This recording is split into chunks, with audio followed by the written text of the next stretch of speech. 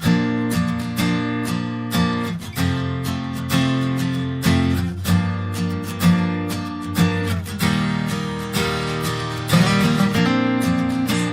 long for a world so pure and free. I wish for others all I'd wish for me. To live right, avoiding what is wrong, and focus every day on the ultimate goal. Forever, what's in my heart is all of the love from Allah. True love, it's a gift I will never let go of. True love, I will give my body and soul for true love.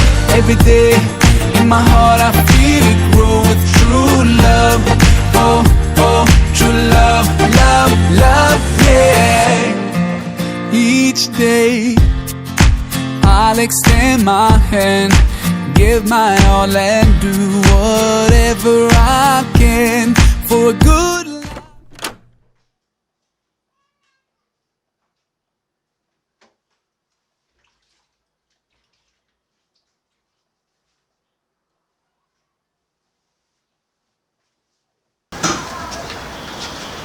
Assalamu alaikum. Salam.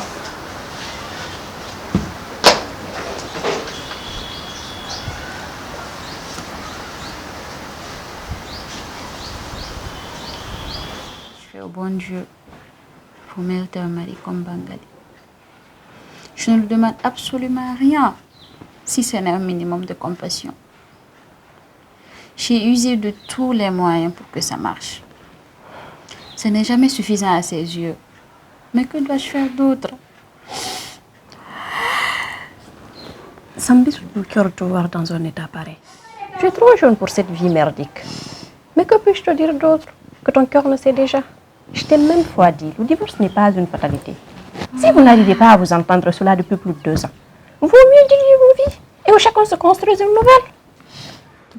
Divorcer. Mes parents ne l'accepteront jamais. Et puis, que vont dire les autres? Les autres, la famille, les gens. Mais ils ont tous une vie et ils la vivent telle qu'ils la sentent. Moi, je parle de toi à son nom. Toi, mon ami d'enfance, que je vois dans un processus d'autodestruction.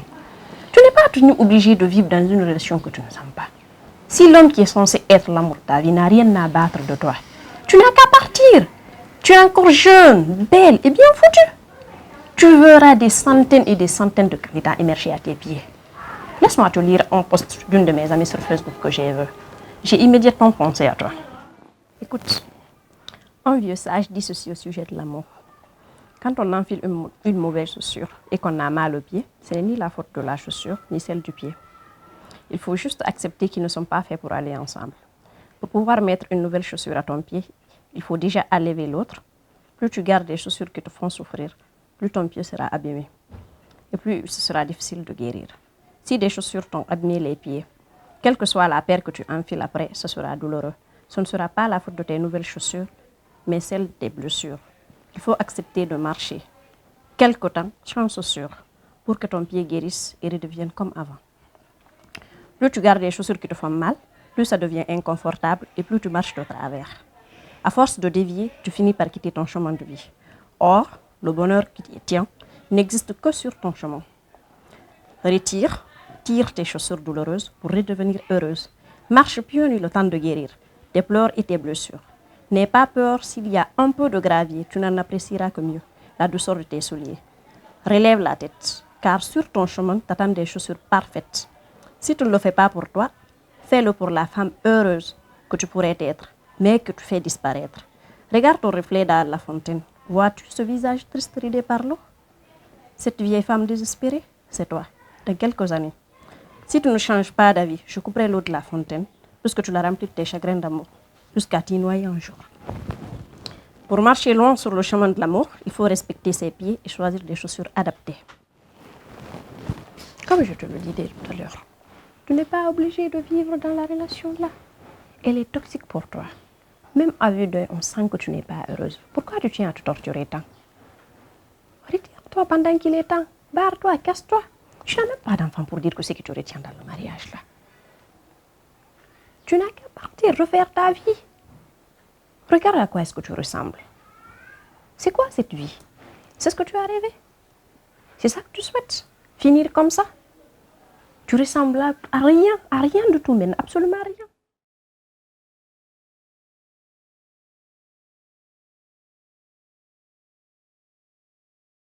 Si seulement mes parents m'avaient écouté, rien de cela ne serait arrivé.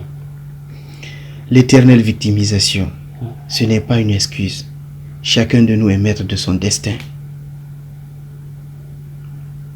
Nul ne peut échapper à son destin, certes. Mais en Afrique, les parents veulent contrôler ta vie tout au long de ton existence. Je n'ai rien demandé en plus, si ce n'est du bonheur. Pourquoi m'imposer une femme que je n'ai jamais souhaité épouser? Aujourd'hui, je vis avec une parfaite inconnue, que je déteste sans raison valable. Je vis avec une personne que la seule idée de la toucher me donne la nausée. Pire, tu es marié, mais pour assouvir tes désirs, tu es obligé de courir, t'exposant ainsi à de sales maladies.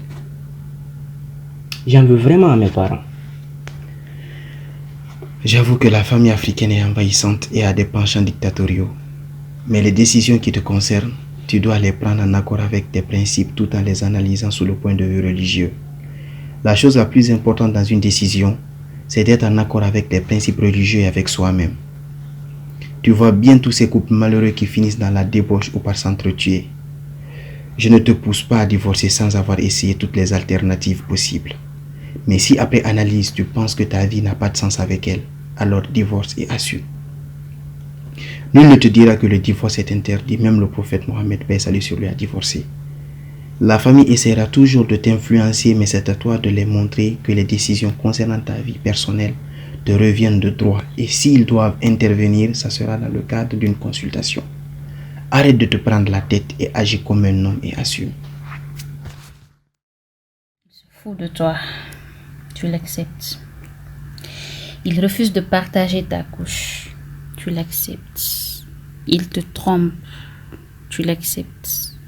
À présent, tu te brûles les mains pour lui faire à manger. Il refuse de manger. Jusqu'où tu vas continuer à te rabaisser?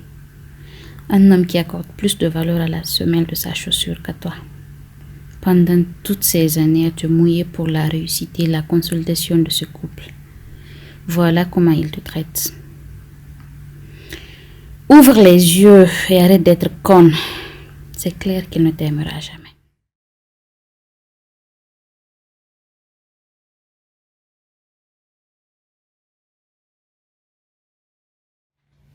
Et si je lui donnais sa chance et apprenais mieux à la connaître? Après tout, je n'ai rien à perdre. Il faut avouer que tu as été trop dur avec elle. Sans essayer, par vengeance et par rancœur. Tu as tiré une conclusion hâtive. Tu peux l'aimer. Essaye juste, tu verras bien. Bon, ne te précipite pas. Attends demain pour en discuter avec elle.